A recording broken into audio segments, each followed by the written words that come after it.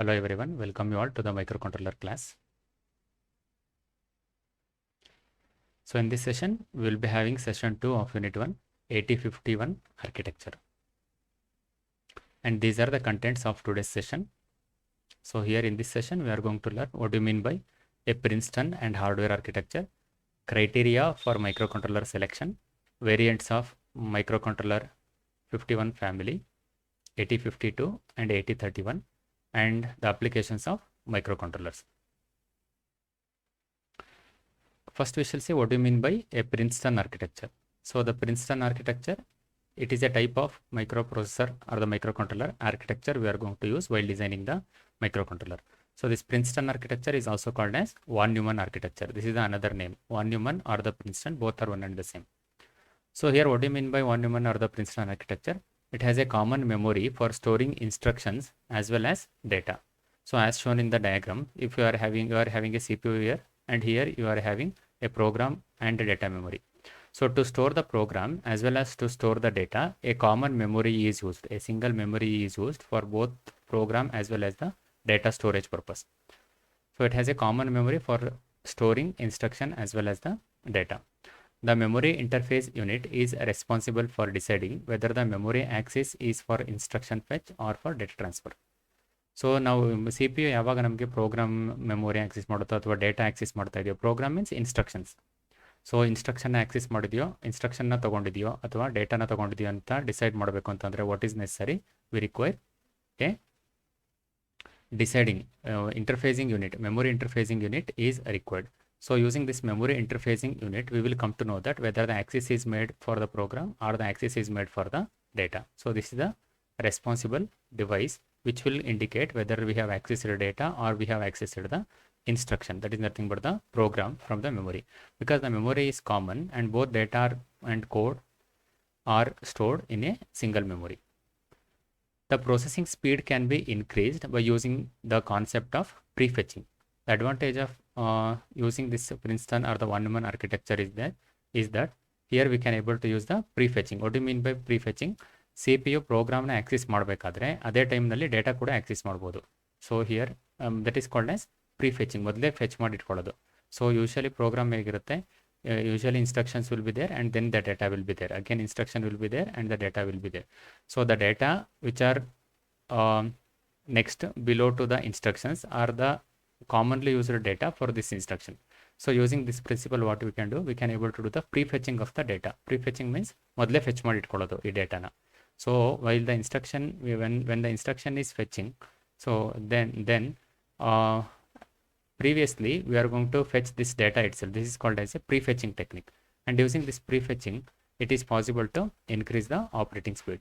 And another advantage is that it requires a single memory for storage of both the program and the data. So the memory becomes less costlier now.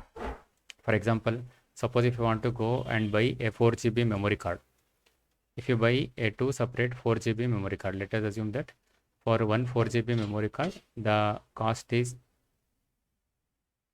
700 rupees for 4 GB memory card. So if you buy a 2 4 GB memory card, now the cost becomes 1400.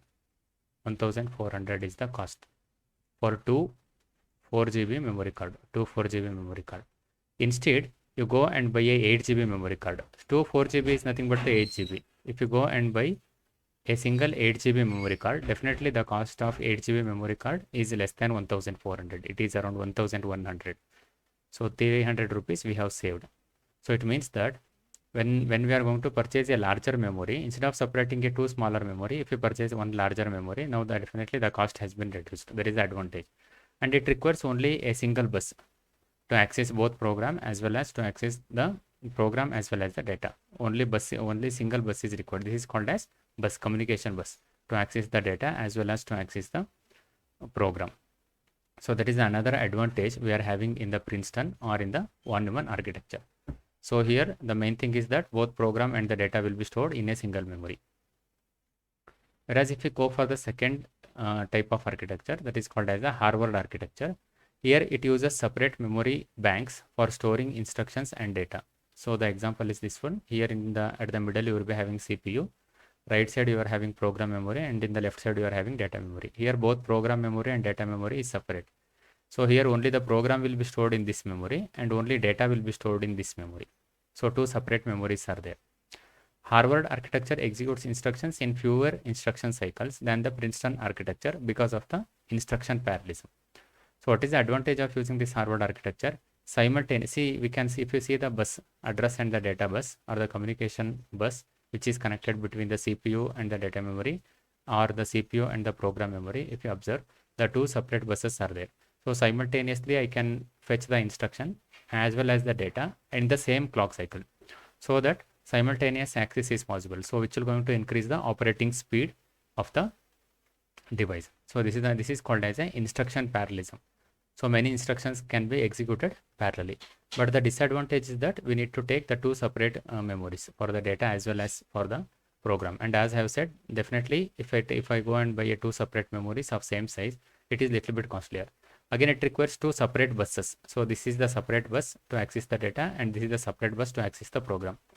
So having this separate bus to access data as well as the program, again this will going to increase the size of the device as well as the cost has been increased. Next is criteria for selecting the microcontroller. What are the criteria or the conditions we need to follow to select the microcontroller? Which microcontroller is suitable for our applications? The first one is meeting the computing needs of the task efficiently and cost effectively. ಟಾಸ್ಕ್ನ efficient ಆಗಿ execute ಮಾಡಬೇಕು ನಮ್ಮ processor. Again it is cost effective, ಕಡಿಮೆ ರೇಟಲ್ಲೂ ಕೂಡ ಸಿಗಬೇಕು. It is cost cheap and best. So here the first criteria is that we are going to decide whether we are going to select a 8-bit microcontroller, 16-bit or 32-bit or 64-bit microcontroller. So what do you mean by bit of the microcontroller is, for example, 8-bit microcontroller means all the operations will be performed by taking 8-bit data at a time. For example, if I want to add the two numbers, addition of two numbers will be performed by taking 8-bit of data at a time. Not only addition, all the operation, either it is arithmetic operation, logical operation, data transfer operation, storaging of the memory, memory accessing, reading the memory or writing the memory, all these are done by taking 8-bit of data at a time. Whereas in case of 16-bit, all the operations will be done by taking 16-bit data at a time, or 32-bit at a time, or 64-bit. As you go for the higher bit microcontroller, now the operation speed has been increased, because the more number of bits will be accessed and it will be processed quickly. That's why the speed has been increased. Again, that depends on the application. As you go for the higher bit processor, definitely the cost will be increased. So the second one is the operating speed. How fast our microcontroller. It is based on the application. That we are going to, which particular application we are going to use the microcontroller. Based on that, we are going to choose the operating speed of the microprocessor.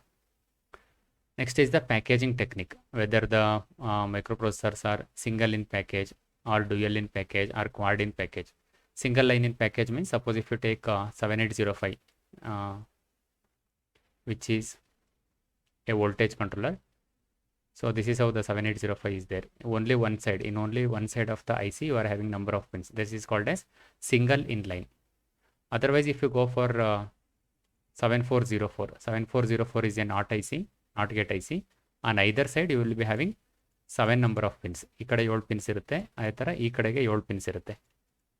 So on either side, that's why it is called as a dual in package, DIP ಅಂತ ಹೇಳ್ತೀವಿ. DIP stands for dual inline package. Means on either side you will be having equal number of pins. Whereas in case of single pin package, only on this side there is no pins are available. Only in the single side you will be having pins. Otherwise, if you go for FPGA or CPLD ICs or ARM controller IC, if you see on all the sides pins will be there. These types of ICs you have observed. These types of ICs where the pins are available in all the 4 sides. This is called as quad in package. Quad means 4. On 4 sides you will be having packaging. So based on this, we are going to decide the selection of the microprocessor. And the next criteria is the power consumption, whether the processor will going to consume less power or the more power. This is the particular criteria is critical when we go for the handheld devices. For example, mobile phones or the digital camera. The important thing is the power consumption. If the power consumption is more, battery gets drained up quickly. So that's why power consumption of the processor is another important criteria we need to use while selecting the microcontroller or the processor. And next is the amount of RAM and ROM available in the chip. ಎಷ್ಟು RAM ಇದೆ ಮತ್ತು ಎಷ್ಟು ರಾಮ್ ಇದೆ ಅನ್ನೋದು ಕೂಡ decide ಮಾಡ್ತೀವಿ. If the Ram memory is more number of files can be stored. And if the RAM memory is more, definitely the operating speed has been increased. Random access memory. For example, in the mobile phone, if you use 4 GB RAM or if you go for 8 GB RAM, then definitely the operating speed is more. Similarly, ROM is the storage capacity, whether it is 16 GB or it is 32 GB. So if it is 32 GB, definitely we can able to store more number of program files. Audio, video, other data can be stored. More number of data can be stored. And the next criteria is the number of IO pins and the timer on the chip. ಎಷ್ಟು IO ಪಿನ್ಗಳು input output ಫಂಕ್ಷನ್ಸ್ಗೆ ಎಷ್ಟು IO pins ಇದೆ ಅದರಲ್ಲಿ. So based on that we can able to connect more number of devices to the controller or to the processor as well as the timer. ಎಷ್ಟು timer ಇದೆ ಅದರಲ್ಲಿ ಅಂತ ಅಂದ್ಬಿಟ್ಟು. Timer will be use to control the operation of the devices or the inbuilt functions, means the inbuilt programs. We are going to use the timer. The best example is the watchdog timer is there, which will commonly used in the ATM. In the ATM, if you insert the card and if you remove the card and if you don't perform any operation for 1 minute, then definitely it resets, or 30 seconds automatically it resets. So this is based on the timer. So the number of timers availability is also the another important criteria we are going to choose while selecting the microcontroller. And next one is the upgradability to higher performance or lower power consumption version. ಹೊಸ ಸಾಫ್ಟ್ವೇರ್ಗಳು ಏನಾದರೂ release ಮಾಡಿದ್ರೆ whether the processor is capable of executing upgrading to that particular software. So based on that we can able to choose the microcontroller. So the best example is our mobile phone. When for any new softwares, for any new updates, definitely our mobile phone should be compatible with that for the newer upgrades. And the cost per unit. Cost per unit is another criteria we are going to choose while selecting the microcontroller, whether it is less costlier or it is costlier or it is more costlier. Based on that, we are going to select the microcontroller based on our requirement. So these are the some of the criteria in the first under the computing needs, as well as the task efficiency, as well as the effectively cost effectivity. Based on that, we are having these criteria. And the second thing is the availability of software development tools. ಯಾವ type of software development tools ಇದೆ ನಮ್ಮ ಹತ್ರ ಅಂತ ಅಂದ್ಬಿಟ್ಟು. So what are the compilers which are available, what are the assemblers, what are the debuggers, emulators and the technical supports. So based on this we are going to select the criteria. Compiler, I already told you that it will the software user to convert higher level language into machine level language. Similarly, assemblers are also the programs which are used to convert assembly level language program into machine level language. So here we are going to convert high level language into machine level language. This conversion will be done by the compiler. Similarly, assembly level language program will be converted into machine level language by the assembler. For that, again, software is required or the program is required. That program is called as a assembler. And similarly, we are having the debuggers that we can able to simulate. We can able to simulate the program and you can find out the errors, and that can be the results can be observed in the simulation environment. Similarly, we can have the emulator. Emulator means the same program can be downloaded into the real-time kits, especially in ARM controller or 8051 microcontroller kit. We can able to observe what is happening really inside the microcontroller. That we can see, that is called as emulation, or we call the device is called as the emulator. And what is the technical support that is available? Suppose if any damage occurs to the controller, or if there is any malfunction in the microcontroller, then what is the technical support we are going to get from the manufacturer or from the servicer. So these are another criteria we are going to select. And the third one is wide availability in needed quantities and reliable source of microcontroller. Wide availability in needed quantities, ಜಾಸ್ತಿ ನಮಗೆ ಕ್ವಾಂಟಿಟಿಗಳು ಸಿಗುತ್ತಾ. And reliable source of the microcontroller.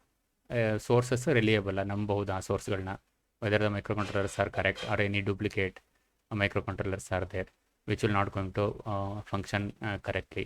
So based on these things, we are going to choose the microcontrollers. So these are the some of the important criteria we are going to use while selecting the microcontrollers. The next topic is the variants of MCS51 family. MCS means microcontroller. So microcontrollers 51. This is the 51 series. What are the different variants? ಯಾವ types ಇದೆ ಅಂತ 8051 ನಲ್ಲಿ. So the first one is 8051 microcontroller.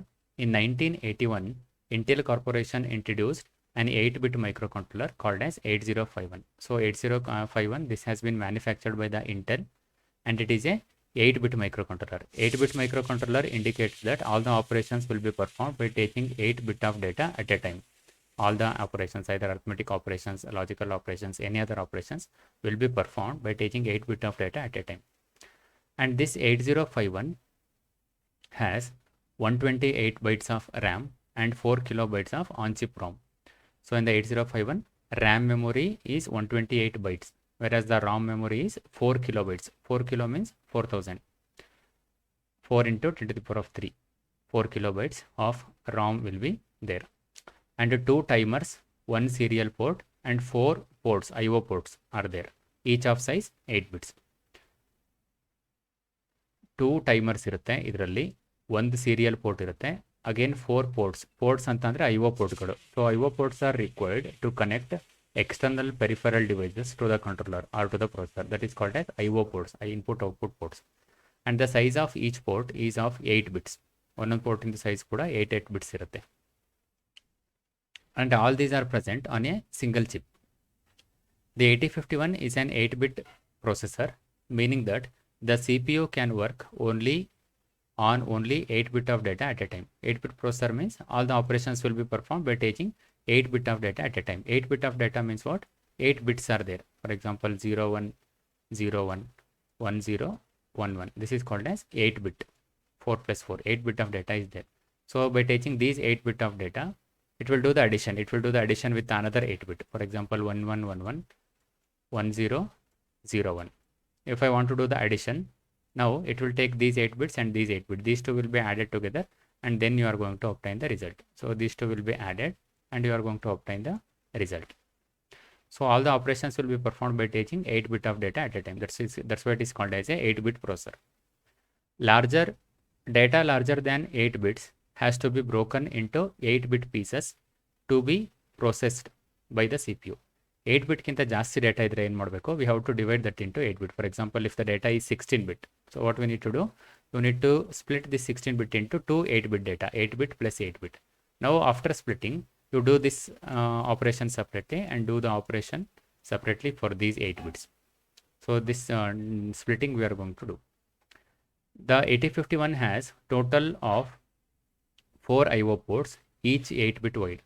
So ಅದರಲ್ಲಿ ಎಷ್ಟು IO ports ಇರುತ್ತೆ? Input ಔಟ್ಪುಟ್ಗೆ connect ಮಾಡೋ ಪೋರ್ಟ್ಸ್ಗಳು 4 ಇರುತ್ತೆ. 4 IO ports, and each IO port is having 8 bits. 8 pins ಇರುತ್ತೆ. ಒಂದೊಂದು IO ಪೋರ್ಟಲ್ಲಿ 8 ಪಿನ್ಸ್ ಅಥವಾ 8 ಬಿಟ್ಸ್ ಇರುತ್ತೆ. 2 other members of 8051 family are 8052 and 8031. So these are the other 2 controller or the processor we are having in 8051 family. These are the 2 other members, 8052 and 8031. First we shall see what we mean by 8052 microcontroller. So the 8052 has all the standard features of 8051 as well as an extra 128 bytes of RAM and an extra timer. So 8051 ನಲ್ಲಿ ಏನೇನಿದೆ ಅದೆಲ್ಲ features ಇದರಲ್ಲೂ ಕೂಡ ಇದೆ. What are the features of 8051? Features of 8051 is that it is having 128 bytes of RAM, 4 kilobytes of ROM, and 4 IO ports are there. 1 serial port is there. 2 timer or counters are there. So these are the features of 8051. So 8052 is having all the features of 81. Idru jotege extra what is there? Extra 128 bytes of RAM is there and 1 extra timer is there. So these are the other devices we are having in 8052. In other words, 8052 has 256 bytes of RAM. 256, how we got 256? 128 bytes of 8051 and extra 128 byte. 128 plus 128, it is 256. And in 8051, you are already having 2 timers bar counters, or 2 timers are there. 1 extra timer is there here. 2 plus 1 is 3. 3 timers are available in 8052. It also has 8 kilobytes of on-chip ROM instead of 4 kilobytes. Adal 4 kilobytes ROM irutte 8051 nalli, whereas here it is having 8 kilobytes of ROM memory. These are the some of the differences we are having in 8052. Whereas if you go for 8031 microcontroller, the 8031 microcontroller is often referred to as ROM-less 8051. since it has no on-chip ROM. It is a variant of 8051 with the feature of ROM-less. There is no ROM available in the 8031. That's why it is called as a ROM-less 8051. No on-chip ROM is available. Program memory ಇರೋದಿಲ್ಲ ಇದರಲ್ಲಿ 8031 To use this chip, external ROM must be added to it. ಈ ಚಿಪ್ನ ನಾವೇನಾದರೂ use ಮಾಡ್ತೀವಿ ಅಂತಂದರೆ we have to connect ROM separately, externally. We have to connect the ROM memory. The ROM attached to the 8031 can be as large as 64 kilobytes. Maximum ಎಷ್ಟು ಮೆಮೊರಿನ ನಾವು ಹಾಕ್ಬೋದು, ಎಷ್ಟು ROM ಸೈಜ್ನ ಹಾಕ್ಬೋದು, 64 kilobytes of ROMನ ಹಾಕ್ಬೋದು 8031ಗೆ. And 2 ports will be lost in the process of adding external ROM to the 8031. 64 kilobytes ROMನ ಹಾಕೋದಕ್ಕೋಸ್ಕರ we are going to use 2 extra ports. 2 ports we are going to use. So total ನಮಗೆ ಎಷ್ಟು ports ಇದೆ ನಮಗೆ totally 4 IO ports are there. Out of 4 IO ports, 2 ports are required to connect this external ROM. External ROM connect ಮಾಡೋದಕ್ಕೆ 2 IO ports ಬೇಕಾಗುತ್ತೆ. So we are left with only 2 IO ports. So remaining only 2 IO ports are there. That leaves only 2 IO ports for IO operations. So ಇವೆರಡು IO portsನ use ಮಾಡಿಬಿಟ್ಟು we need to perform the IO operations. With these ports can be utilized to connect the IO devices externally. Otherwise, to solve this problem, external IO controller can be added to the 8031. ನಮಗೆ ಇನ್ನೂ ಜಾಸ್ತಿ IO ಪೋರ್ಟ್ಗಳು ಬೇಕು. If we want to connect more number of IO devices, definitely it requires more number of IO ports. Now to increase this IO ports, we can able to connect external IO controller. By connecting external IO controller, we can able to increase the number of IO ports in the 8031. So these are the features of 8031. Now we shall do the comparison of the variants of 8051 with 8051. So the first feature is a ROM. So in 8051 we know that 4 kilobytes of ROM is there, whereas in 8052 8 kilobytes of RAM, and 8031 no ROM memory is available, 0 ROM, 0K. And RAM memory, random access memory, 8051 is having 128 byte of RAM, whereas 8052 is having 128 plus 128, totally 256, whereas 8031 is having 128 bytes of RAM. And coming to the timers, 8051 is having 2 timers, 52 is having 3 timers, and 31 is having 2 timers. And the number of IO pins are same, that is 32. How do you get 32 here? So totally 4 ports are there, and each port is having 8 number of pins. So 4 into 8, it is nothing but 32. 4 ports means if you take this is one port. This is one port. Here 8 pins are there. 1, 2, 3, 4, 5, 6, 7, 8. So these 8 pins are there. So 8. So like this is called as one port. Like this, how many ports are there? 4 ports are there. Second port, third port, and fourth port. And each port is having 8 pins. 1, 2, 3, 4, 5, 6, 7, 8. Here also 8 are there. And again here also 8 are there. 8 into 4. 8 into 4 is nothing but 32. So these are nothing but 4 is nothing but 4 IO ports. 1, 2, 3, and 4. Each is having 8 pins. So 4 into 8 is 32. And the number of serial ports, this is for the serial communication. So the number of serial ports are 1 in all the variants as well as 8051. And the interrupt sources. So 8051 is having 6 interrupt source, and 8052 is having 8 interrupt ports, and 8031 is having 6 interrupt ports. So we shall discuss what we mean by interrupt sources in the future classes. So coming to the applications of the microcontrollers, where we are going to use the microcontrollers. Nowadays, microcontrollers are commonly used in many of the devices. If you see any of the automated devices, including the wristwatches, digital cameras, or your automatic toys, or any device, refrigerator, washing machines, your cell phones, or your landline phones, your modems, or anywhere we are going to use, wherever the controlling applications are required, definitely it is associated with the microcontroller. So some of the applications are, we are going to use it in the automobiles.